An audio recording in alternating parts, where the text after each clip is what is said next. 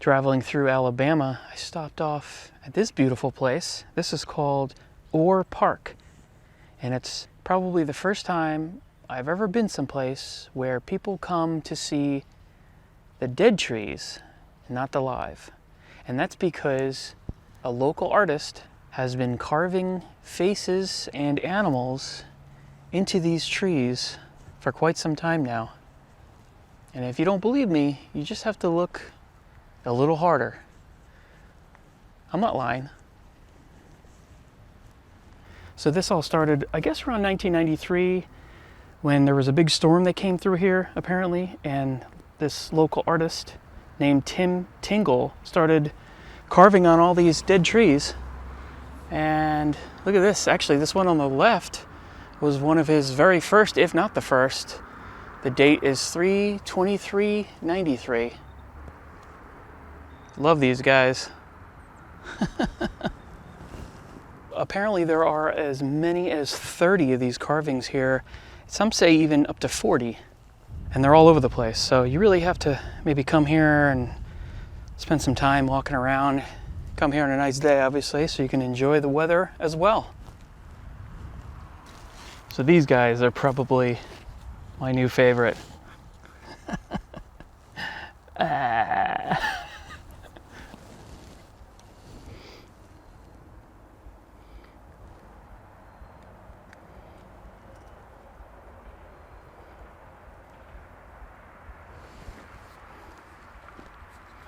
This one resembles, it's almost like a totem pole, starting out with some rabbits and working its way all the way up.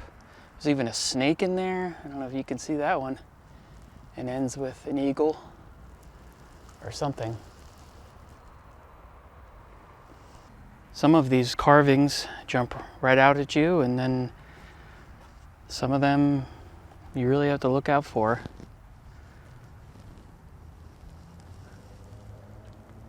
This looks extremely fresh, like it was done very, very recently. Alabama bicentennial, 200 years. See if you can actually, no, you can't smell it anymore, but yep. Oh yeah, here's the date, 2019. Definitely recent.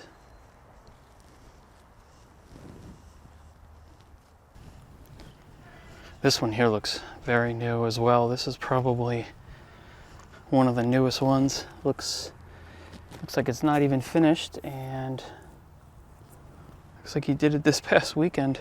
I guess Tim's still working on that one. I think this one is supposed to be a Moai. If you know anything about Easter Island, the Moai, the stone Moai, are all over the island. I would love to go there. That is certainly on my list of places. This would be so cool to have in my backyard. So I think all of these are carved on trees that are dead or are dying. It seems to be that Tim leaves the ones that are living alone. See, even this one, you can see the amount of rot. This tree is long gone. And now it has a face.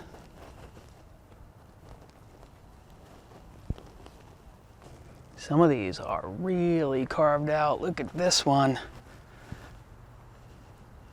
With the golf ball eyes. I think it's great that he really took the opportunity with the platform of the dead tree. So like I said, 93 was when that storm came through where a lot of the trees died, and Tim started doing his carvings. That could very well be true, but it does kind of look like it's just that type of an area where the trees are just slowly dying one by one over the years.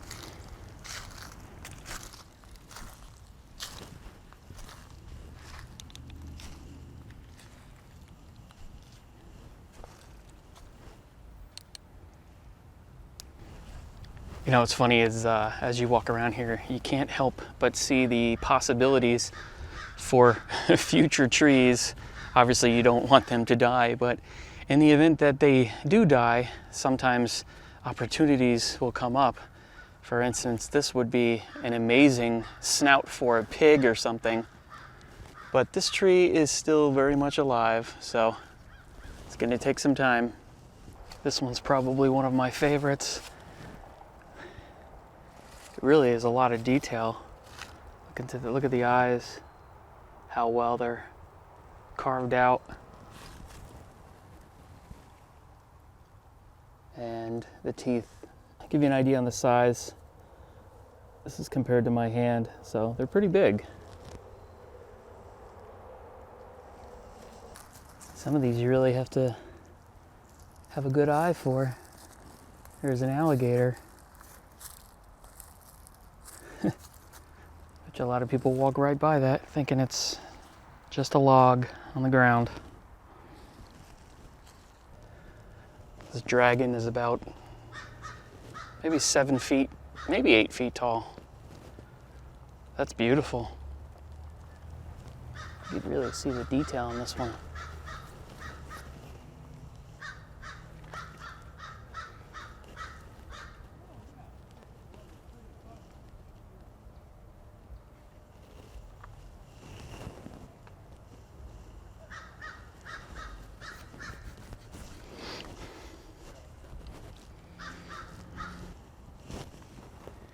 This is another one. Oh, this is 2004. I thought it said 2001.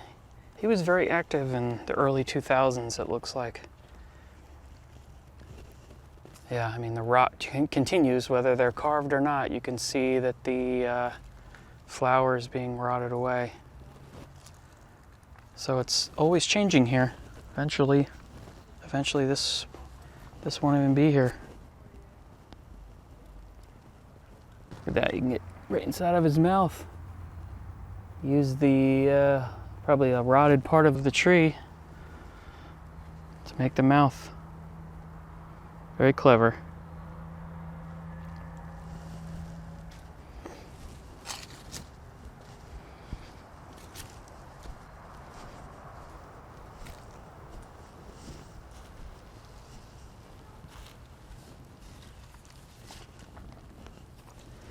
I can't be the only one that thinks that this looks like the McDonald's tree.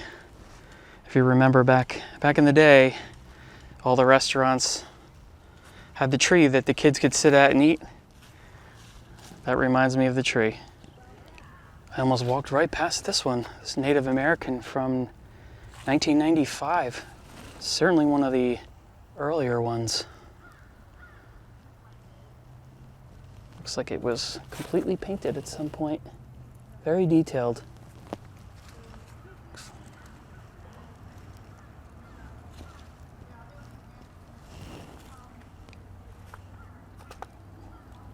So if you didn't know about Orr Park or the Tinglewood Carvings, now you know.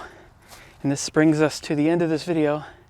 But I don't want you to be sad like this guy here. I want you to be happy. And I want you to come here on your own and check this place out. And actually, if you do, I think there's a gallery around here somewhere where Tim sells his carved art. So look out for that. I'm getting back on the road. See you in the next video. Thanks for watching.